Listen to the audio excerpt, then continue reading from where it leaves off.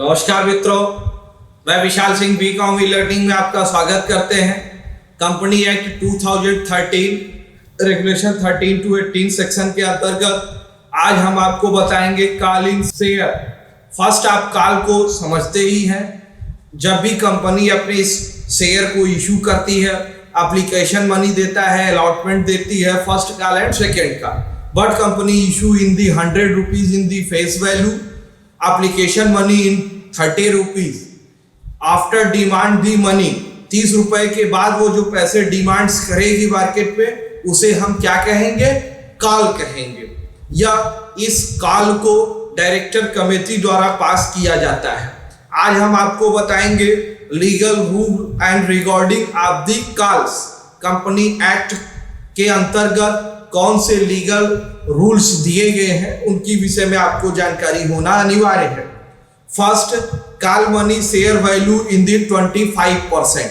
किसी भी जो शेयर की फेस वैल्यू होगी, कॉल मनी उससे 25% से अधिक नहीं होना चाहिए। लेकिन यदि कंपनी चाहे तो अपने AOA में वह कॉल अमाउंट्स को बढ़ा सकता है। नेक्स्ट, डिफरेंस फर्स्ट कॉल और सेकेंड कॉल के बीच 1 मंथ से अधिक का गैप नहीं होना चाहिए। Difference is in one month. Next आप दीजिए payment information in 14 day.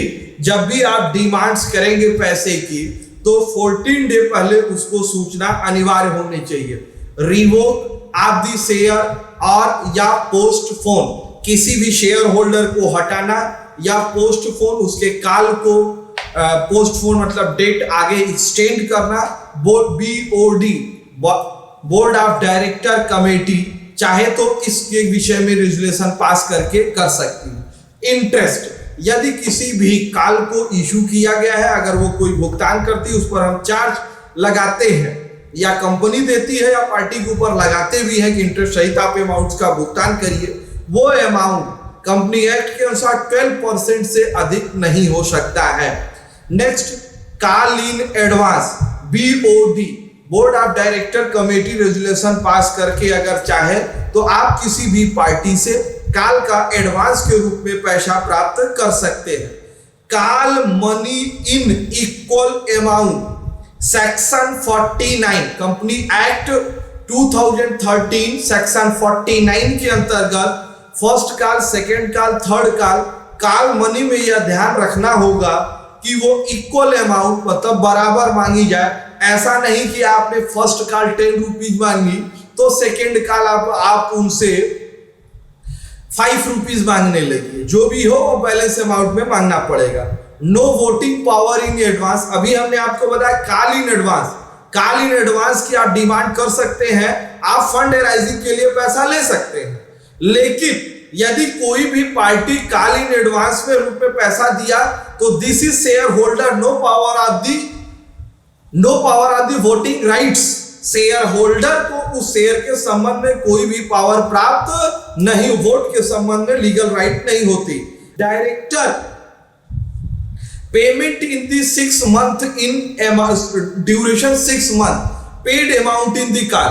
Director को यह अधिकार है कि उसके यदि उसने कुछ शेयर रखा है तो 6 मंथ के अंदर वो अपने टोटल अमाउंट का भुगतान कर दे, नहीं तो वो डायरेक्टर के पद से हटाया जा सकता है। यह कंपनी में दिया हुआ है। यह कंपनी एक्ट सेक्शन 164 F के अंतर्गत दी गई। Paid amount in ratio two dividends, company act 2013 section 51 के अंतर्गत लाभांश का भुगतान उनकी रेशियो के आधार पे दिया जाएगा, जिस आधार पे उन्होंने पैसे का भुगतान किया है। आज आप हमारे इस कॉल इन शेयर के विषय में देखा। कंपनी एक्ट में उसमें रूल रिगार्डिंग के अकाउंटिंग के आधार को बेस मान के हमने आपको बताई कि किस प्रकार से आप उसको कर सकते हैं। आपने मेरा पूरा वीडियो देखा, इसके लिए मैं आपको धन्यवाद कहता हूं। आपसे मेरा विनम्र अनुरोध है, मेरे इस बीकॉम ई लर्निंग चैनल को आप लाइक, सब्सक्राइब एंड शेयर करिए कि नेक्स्ट जो भी इसके संबंध में इंफॉर्मेशन हो वो बेल आइकन का बटन दबाना आप न भूलें कि प्रथम बार वह सूचना आपको प्राप्त हो जाए। धन्यवाद।